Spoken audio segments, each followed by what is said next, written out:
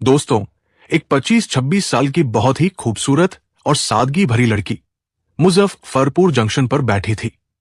उस लड़की का नाम रोशनी था। अपने पास रखा छोटा सा बैग पकड़कर हावड़ा जाने वाली मिथिला एक्सप्रेस का इंतजार कर रही थी। चेहरे पर हल्की थकान थी, लेकिन फिर भी वो इतनी खूबसूरत लग रही थी जैसे सर्दी की सुबह में कोई कोमल धूप उतर आई हो। चेहरा गोरा, नाक नक्श एकदम निखरे हुए, बाल खुले हुए और ठंडी हवा में धीरे धीरे उड़ रहे थे। उसके पहनावे में सादगी थी, पर वही सादगी उसकी खूबसूरती को और बढ़ा रही थी। वो खामोश थी, लेकिन उसकी आंखों में बहुत कुछ छिपा हुआ था, जैसे कोई अधूरी कहानी जो अभी पूरी नहीं हुई। उसी वक्त प्लेटफॉर्म के दूसरी तरफ एक युवक खड़ा था। नाम था सूरज कुमार। उम्र करीब 24 साल। सादा कपड़े, साफ चेहरा, लेकिन आंखों में आत्मविश्वास था। हाथ में एक पुराना बैग था जिसमें कपड़े, फाइल और एक वेटिंग टिकट रखा था। वो भी उसी ट्रेन से हावड़ा जाने वाला था, जहां उसे अगले दिन एक कंपनी में इंटरव्यू देना था। टिकट कंफर्म नहीं था, पर उम्मीद बहुत बड़ी थी। सूरज सोच रहा था, अगर हिम्मत नहीं की तो जिंदगी भर पछतावा रहेगा। भीड़ बढ़ने लगी। लाउडस्पीकर से आवाज आई, मिथिला एक्सप्रेस प्लेटफॉर्म नंबर 3 पर कुछ ही देर में आने वाली है। सूरज अपनी नजरें चारों ओर घुमाता है और तभी उसकी नजर उस लड़की पर पड़ती है, रोशनी पर। वो एक पल के लिए ठिठक जाता है। शोर शराबे के बीच उसे बस वही चेहरा साफ दिखता है। वो सादगी, वो आंखों की चमक और वो गहराई जो सीधी दिल में उतर जाए। सूरज अनजाने में मुस्कुरा देता है, फिर खुद से धीरे से कहता है, कितनी शांत और मासूम लग रही है ये। पता नहीं किस दुनिया से आई है। तभी ट्रेन प्लेटफॉर्म पर आती है। लोग भागते हैं, दरवाजों पर भीड़ लग जाती है। रोशनी उठती है, अपना बैग पकड़ती है और ट्रेन के स्लीपर कोच में चढ़ जाती है। सूरज भी बिना सोचे समझे उसी कोच में घुस जाता है। भीड़ बहुत थी। रोशनी किसी तरह खिड़की के पास वाली सीट पर बैठ जाती है। सूरज उसी के सामने वाली सीट पर बैठ जाता है। दोनों की नजरें पहली बार आमने सामने मिलती है और ट्रेन धीरे धीरे चल पड़ती है। मुजफ्फरपुर स्टेशन धीरे धीरे पीछे छूटने लगती है। रोशनी खिड़की के बाहर देखने लगती है, कभी पटरियों पर, कभी आसमान पर। सूरज अपनी जगह चुपचाप बैठा रहता है, लेकिन उसकी नजरें बार बार रोशनी पर टिक जा रही थी। थोड़ी देर बाद वो मुस्कुराकर पूछता है, आप भी हावड़ा जा रही है? वो हल्का सा सिर हिलाकर बोली, हाँ। अकेली? हाँ, अकेली हूं। अच्छा, मैं भी अकेला जा रहा हूं। दोनों मुस्कुराते हैं और कुछ देर के लिए ट्रेन की ठंडी हवा जैसे गर्म लगने लगती है। धीरे धीरे बातों का सिलसिला शुरू होता है। सूरज बताता है कि वो हावड़ा में नौकरी के लिए जा रहा है। घर में बूढ़े माँ बाप है और ये उसका पहला बड़ा सफर है। रोशनी हल्के स्वर में कहती है, मैं अपने पति से मिलने जा रही हूं। वो हावड़ा में रहते हैं। सूरज मुस्कुरा देता है, पर अंदर कुछ टूट सा जाता है। फिर भी वो सामान्य रहने की कोशिश करता है। कहता है, अच्छा है, हावड़ा बड़ा शहर है, आपको अच्छा लगेगा। वो बोली, पता नहीं, कभी गई नहीं। थोड़ी देर बाद रोशनी कहती है, अरे, मैं तो अपना मोबाइल चार्जर घर पर ही भूल आई। सूरज तुरंत बैग खोलता है, मेरे पास है, आप इस्तेमाल कर लीजिए। वो बोली, नहीं नहीं, आपको जरूरत होगी। नहीं, आप लगा लीजिए, मैं बाद में चार्ज कर लूंगा। वो मुस्कुराती है और उस मुस्कान में एक सच्चा अपनापन था जो किसी को भी अच्छा लग जाए। करीब आधे घंटे बाद डिब्बे में 5 लोग चढ़े। उनके टिकट उसी सीट के थे जिस पर सूरज बैठा था। उन्होंने कहा, भाई साहब, ये सीट हमारी है। सूरज ने मुस्कुराकर कहा, असल में मेरा वेटिंग है, तो फिर उठिए। सूरज बिना बहस के उठ गया। बोला, कोई बात नहीं, मैं पीछे बैठ जाता हूं। वो बाथरूम के पास जाकर बैठ गया, जहां ठंडी हवा लगातार आ रही थी। बैग को दीवार से टिकाया और चादर में खुद को लपेट लिया। दिल में एक अजीब सी उदासी थी, पर चेहरे पर मुस्कान थी। वो सोच रहा था, शायद कुछ लोगों का सफर भी अधूरा रह जाता है, जैसे कुछ बातें बिना बोले रह जाती है। करीब 1 घंटा बीता। रात और ठंडी हो गई थी। ट्रेन अपनी पूरी रफ्तार में दौड़ रही थी। अचानक सूरज ने किसी के कदमों की आहट सुनी। वो मुड़ा और सामने वही थी, रोशनी। वो अपना बैग उठाए खड़ी थी, चेहरे पर हल्की झिझक, पर आंखों में वही चमक। वो बोली, मुझे भी सीट से उठा दिया गया, मेरा भी टिकट वेटिंग में था। सूरज मुस्कुराया, मतलब अब हम दोनों बराबर हैं, दो मुसाफिर बिना सीट के। वो भी हंस पड़ी, लगता है किस्मत ने पहले से ये प्लान बना रखा था।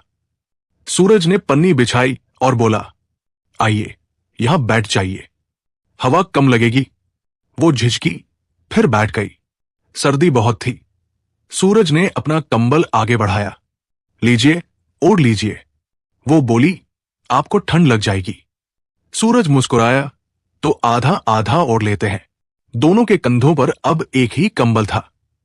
बाहर अंधेरा था, ट्रेन भाग रही थी, और अंदर दो अजनबी एक अनकहे सुकून में बैठे थे।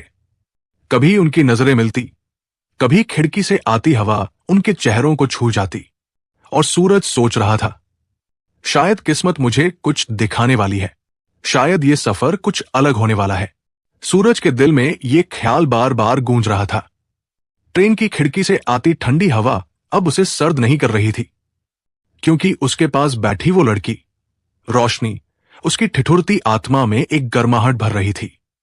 वो दोनों अब ट्रेन के उस कोने में थे जहां आमतौर पर कोई बैठना पसंद नहीं करता, लेकिन उस वक्त वही जगह उन्हें सबसे अपनी लग रही थी, जहां कोई दिखावा नहीं था, कोई दिखने वाला रिश्ता नहीं था। बस दो अनजान लोग थे जो जिंदगी के सफर में कुछ देर के लिए साथ हो गए थे। रात धीरे धीरे गहराती जा रही थी। ट्रेन की रफ्तार, पटरियों की खनक और नीले अंधेरे में झिलमिलाती बिजली की रोशनी जैसे किसी फिल्म का धीमा संगीत बन चुकी थी। रोशनी अपने दोनों हाथों को कंबल में छिपाए धीरे धीरे कांपते होठों से बोली, बहुत ठंड है, लगता है दिसंबर इस बार कुछ ज्यादा ही बेरहम है। सूरज ने मुस्कुराकर कहा, नहीं, मौसम तो हर साल ऐसा ही होता है, फर्क बस इतना है कि इस बार आप अकेली हैं। रोशनी ने एक पल को उसकी ओर देखा, जैसे वो बात तो मौसम की कर रहा था, पर निशाना उसके दिल पर था। दोनों कुछ देर तक चुप रहे। फिर सूरज ने धीरे से पूछा, आपके पति को पता है कि आप आ रही हैं? वो हल्के से मुस्कुराई, हां, बताया था, लेकिन उन्होंने कुछ खास जवाब नहीं दिया, बस इतना कहा कि ठीक है, आ जाओ। उसकी आवाज में एक खालीपन था, जैसे कोई रिश्ता सिर्फ शब्दों में बचा हो, एहसासों में नहीं। सूरज कुछ बोलना चाहता था, लेकिन रुक गया। कभी कभी कुछ सवाल ऐसे होते हैं जो जुबान से नहीं, आंखों से पूछे जाते हैं, और जवाब भी वही मिल जाता है। ट्रेन के झटकों के बीच उनका कंबल हल्का सा सरक जाता है। सूरज उसे ठीक करता है, और उसी वक्त रोशनी की उंगलियां उससे टकरा जाती है। एक पल को दोनों ठिठक जाते हैं, पर उस स्पर्श में कोई असहजता नहीं थी, बस एक अपनापन था जो बिना इजाजत दिल में उतर जाता है। रोशनी धीरे से कहती है, कभी कभी अजनबी भी कितने अपने लगने लगते हैं ना। सूरज मुस्कुराता है, और अपने कई बार बिल्कुल अजनबी बन जाते हैं। दोनों एक दूसरे की ओर देखते हैं, और वो पल जैसे ठहर जाता है। रात करीब 2:30 बजे की होगी। ट्रेन किसी छोटे से स्टेशन पर रुकी। बाहर घुप अंधेरा, हवा में धुआं, और चाय की महक घुली हुई थी। सूरज उठा, बोला, चाय लाऊं? वो बोली, हां, लेकिन बहुत गर्म हो। सूरज हंस पड़ा, बोला, आप तो वैसे भी दिल में गर्माहट भर रही है, अब चाय से क्या होगा। रोशनी ने नजरें झुका ली, पर होठों पर एक अनकही मुस्कान थी। सूरज 2 कुल्हड़ चाय लेकर आया। उसने चाय उसकी ओर बढ़ाई, सावधान, बहुत गर्म है। रोशनी ने धीरे से कप थमा। उनकी उंगलियां फिर टकराई, और इस बार दोनों मुस्कुरा पड़े। चाय की भाप, रात की ठंड, और वो कोना, जैसे वक्त ने कुछ देर के लिए उनकी दुनिया वही रोक दी थी। सूरज ने पूछा, आपका नाम बहुत प्यारा है। रोशनी, सच में रोशनी जैसा। वो हंस पड़ी, नाम तो पापा ने रखा था, कहते थे कि जहां जाऊंगी उजाला कर दूंगी, लेकिन जिंदगी ने तो मेरे हिस्से में अंधेरा ही लिख दिया। उसके लहजे में कोई शिकायत नहीं थी, बस एक थकी हुई सच्चाई थी। सूरज ने महसूस किया, ये हंसी उतनी हल्की नहीं थी जितनी दिख रही थी वो हंसी थी जो अपने गम छिपाने के लिए सीखी गई थी। ट्रेन फिर चल पड़ी और हवा और ठंडी हो गई। रोशनी ने सिर सीट से टिकाया और आंखें बंद कर ली। सूरज उसे देखता रहा, वो चेहरा, वो सुकून और वो मासूमियत जिसे देखकर कोई भी कहे किसी ने अगर प्यार का रूप देखा हो तो शायद ऐसा ही होता है। धीरे धीरे उसकी आंखें भी भारी होने लगी। लेकिन नींद कहां थी? नींद तो सिर्फ आंखों में आती है। जब दिल बेचैन हो तो सपने भी जागते रहते हैं। कुछ देर बाद ट्रेन हिचकोले खाती है और रोशनी का सिर सूरज के कंधे पर आ टिकता है। वो एक पल के लिए रुकता है, जैसे डर रहा हो कि कहीं वो सपना न टूट जाए। लेकिन फिर वो धीरे से मुस्कुराता है और कहता है मन ही मन, काश ये सफर कभी खत्म न हो। बाहर रात खत्म होने को थी। दूर आसमान पर हल्की रोशनी उभर रही थी और सूरज के दिल में जैसे पहली बार सवेरा हुआ था। सुबह की ठंडी हवा के साथ टीटी आया टिकट देखने। सूरज ने अपना टिकट निकाला। सर, वेटिंग था, अब तक कंफर्म नहीं हुआ। टीटी बोला, कोई बात नहीं, जुर्माना दे दीजिए। वो हंसकर बोला, दे देता हूं। फिर उसने रोशनी से कहा, मैडम, आपका टिकट? वो सक्का गई, बोली, मेरा टिकट? वो असल में वेटिंग था, अब नहीं है। टीटी ने कहा, तो चलिए, आपको भी जुर्माना लगेगा। सूरज बोला, सर, इसका जुर्माना भी मैं दे दूंगा। टीटी बोला, आप दोनों पति पत्नी हैं? रोशनी कुछ बोलती उससे पहले सूरज ने मुस्कुराकर कहा, हां, है। टीटी ने टिकट काटा और आगे बढ़ गया, पर रोशनी चुप रही। उसकी आंखों में हल्की हैरानी थी और दिल में एक सुकून जिसे वो खुद भी समझ नहीं पाई। वो बोली, आपने ऐसा क्यों कहा? सूरज हंस पड़ा, क्योंकि मैं नहीं चाहता था कि कोई और आपको सवालों की नजरों से देखे। वो कुछ पल तक उसे देखती रही, फिर बोली, आप अजीब हैं। सूरज बोला, शायद इसलिए तो ये सफर अलग है। ट्रेन अपनी मंजिल की ओर बढ़ रही थी और उनके बीच अब एक अजीब सी समझदारी, एक अनकहा रिश्ता और एक सुकून था। दोनों के बीच कोई औपचारिकता नहीं थी, कोई सवाल जवाब नहीं, बस खामोशी थी जिसमें भरोसा पला था और वो अपनापन जो बिना नाम के भी गहराई तक उतर जाता है। रात बीत चुकी थी और जैसे जैसे सुबह का उजाला ट्रेन की खिड़की से अंदर उतर रहा था, सूरज के दिल में भी एक नया उजाला फैल रहा था। वो उजाला जिसमें अब सिर्फ मंजिल नहीं बल्कि कोई अपना भी था। करीब दोपहर के 12:20 पर ट्रेन ने हावड़ा स्टेशन में एंट्री ली। बाहर प्लेटफॉर्म पर लोगों की भीड़, चाय वालों की आवाजें और ठेलों की खनक, हर चीज जैसे जिंदगी से भरी हुई लग रही थी। लेकिन सूरज के लिए वो सब आवाजें धीरे धीरे धुंधली हो रही थी, क्योंकि उसकी नजर सिर्फ एक चेहरे पर टिकी थी, रोशनी। वो धीरे धीरे उठी, अपना बैग संभाला और मुस्कुराकर बोली, पहुंच गए, सफर खत्म हुआ। सूरज ने दिल ही दिल में कहा, काश सफर खत्म न होता, पर जुबान से सिर्फ इतना बोला, अब कहां चलना है? रोशनी ने बैग की जिप खोली और उसमें से एक छोटा सा कागज निकाला जिस पर एक पुराना पता लिखा था, शिवपुर, हावड़ा, प्रकाश राय, हाउस नंबर 27, लेन 5। वो धीमे स्वर में बोली, यही रहते हैं मेरे पति। उसकी आवाज में ना खुशी थी ना उम्मीद, बस एक थकावट, जैसे किसी पुराने घाव पर पट्टी लगाने जा रही हो जो अब भी टीसता है। सूरज ने उसकी आंखों में देखा, वो आंखें जो पूरी रात मुस्कुराती रहीं, अब कुछ बुझी हुई सी लग रही थी। मैं चलूं साथ? रोशनी ने हल्की मुस्कान दी, जरूरत नहीं है, आपने बहुत किया, अब आगे की राह मैं खुद तय कर लूंगी। सूरज कुछ पल चुप रहा, फिर बोला, रास्ता नया है, शहर अनजाना, चलिए बस तक छोड़ देता हूं। वो बिना विरोध किए सिर हिला देती है। दोनों स्टेशन से बाहर निकलते हैं।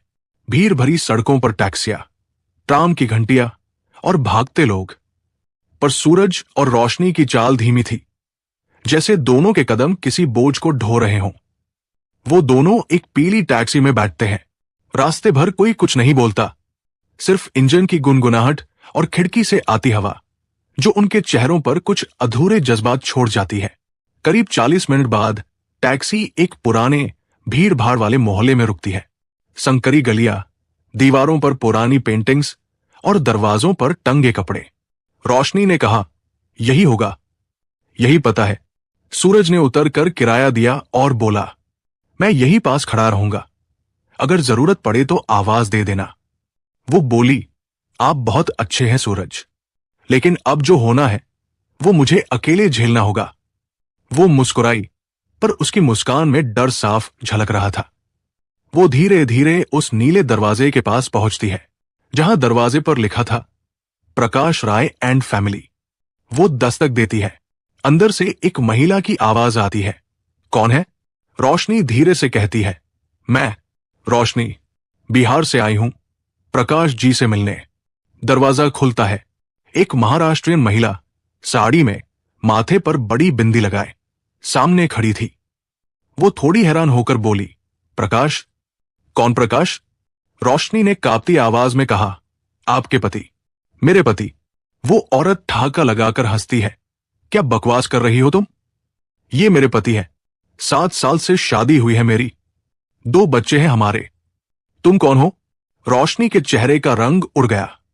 उसने थरथराते होठों से कहा, शायद आप गलतफ हमी में हैं। मैं रोशनी हूं, बिहार से।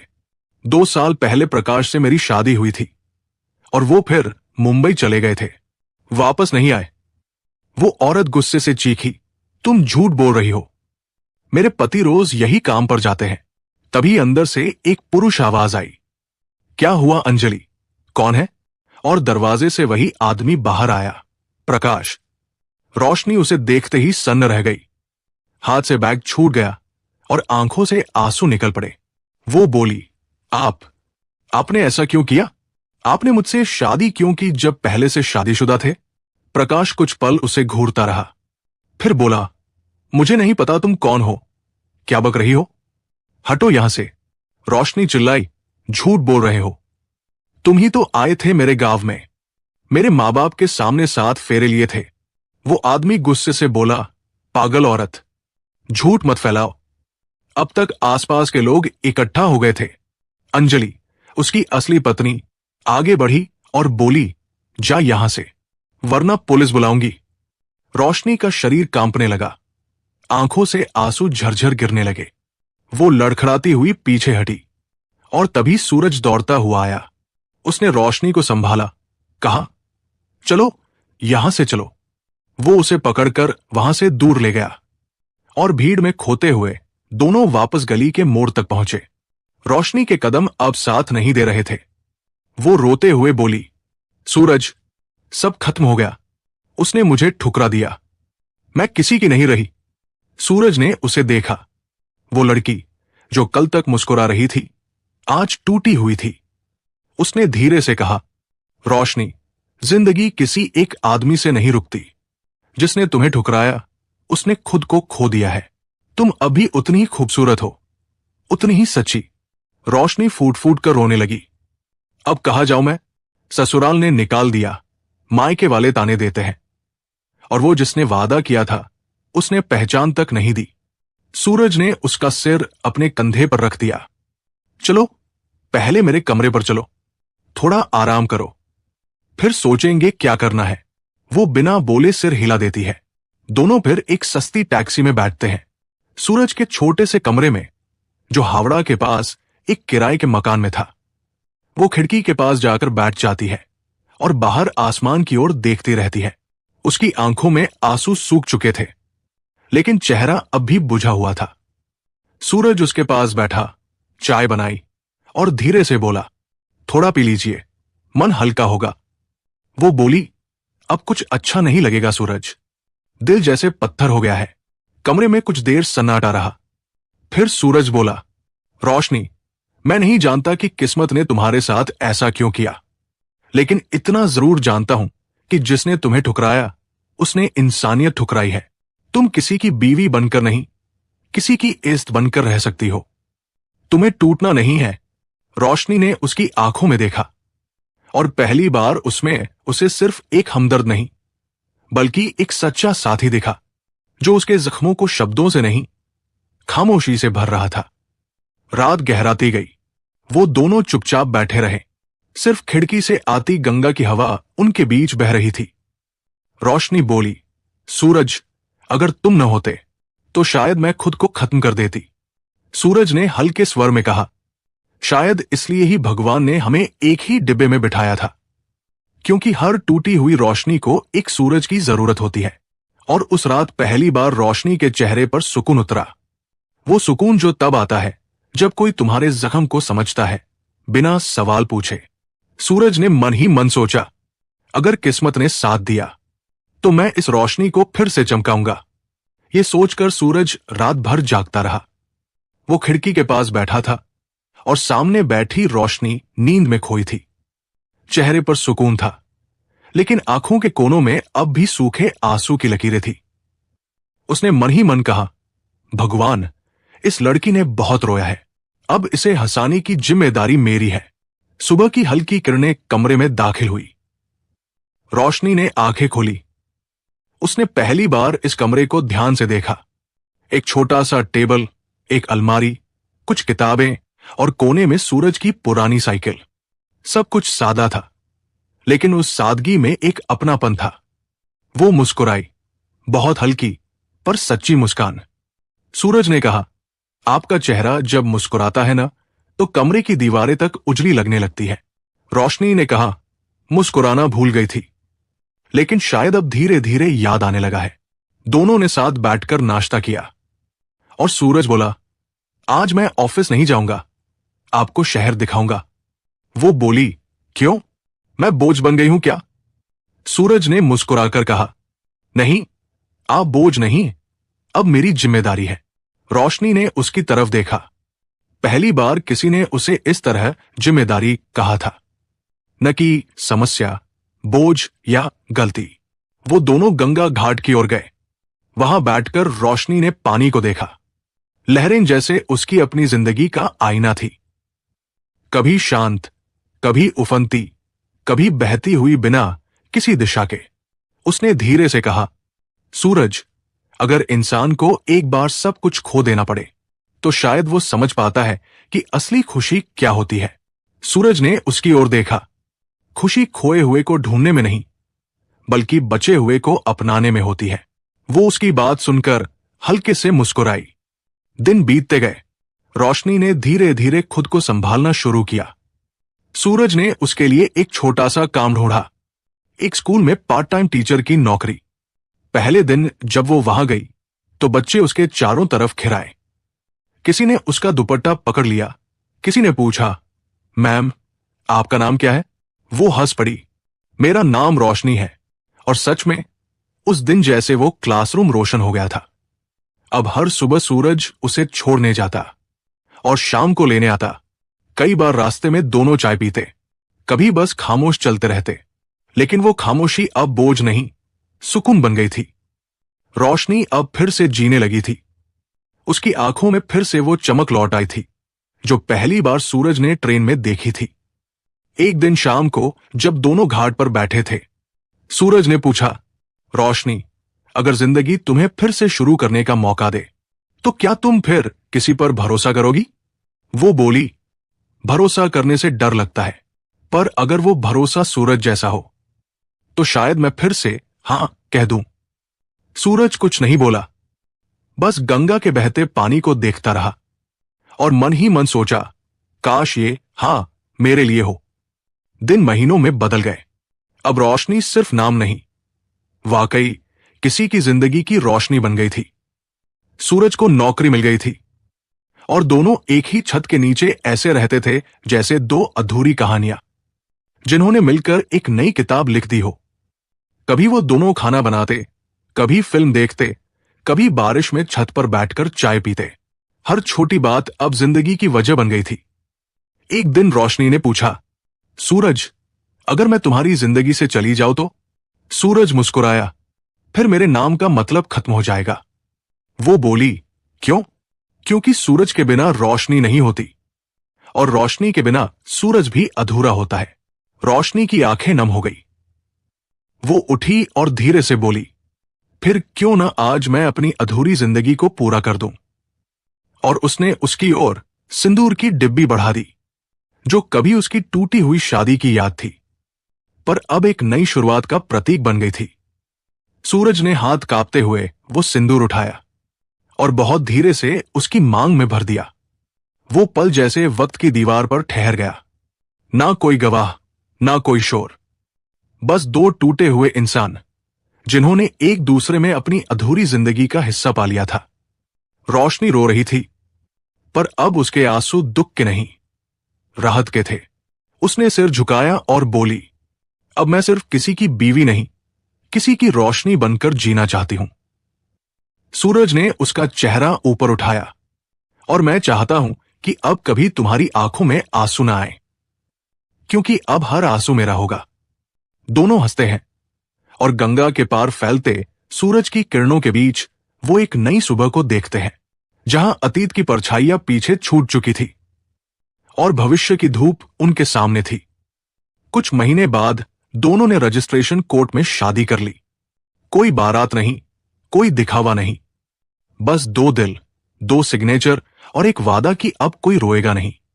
रोशनी अब सूरज की पत्नी थी और सूरज अब रोशनी की पहचान। उन्होंने अपने कमरे के बाहर एक छोटी सी नेम प्लेट लगाई, सूरज और रोशनी, दो आत्माएं, एक जिंदगी।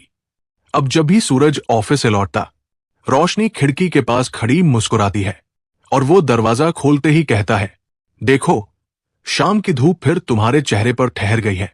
वो जवाब में बस मुस्कुरा देती है, क्योंकि उसे पता है अब उसकी जिंदगी में कोई अंधेरा नहीं, क्योंकि उसका सूरज हमेशा उसके साथ है। दोस्तों, कभी कभी जिंदगी हमें उन लोगों से मिलाती है जो हमें तोड़ने के लिए नहीं, बल्कि जोड़ने के लिए आते हैं, जो हमारे अंधेरे को अपनी रोशनी से मिटा देते हैं। कभी अगर जिंदगी में सब खत्म लगता है तो थोड़ा रुक जाइए, क्योंकि शायद आपकी कहानी का सूरज अभी आया नहीं है। लेकिन अगर आप रोशनी की जगह होते तो क्या उस इंसान को माफ कर देते जिसने आपको धोखा दिया, या फिर जिंदगी की नई सुबह किसी और के साथ शुरू करते? अपनी राय जरूर कमेंट में लिखें, और अगर कहानी ने आपका दिल छू लिया हो तो वीडियो को लाइक कीजिए और चैनल स्टोरी बाय बीके को सब्सक्राइब करना न भूलिए। मिलते हैं अगले वीडियो में, तब तक इंसानियत निभाइए, नेकी फैलाइए और दिलों में उम्मीद जगाइए। जय हिंद, जय भारत।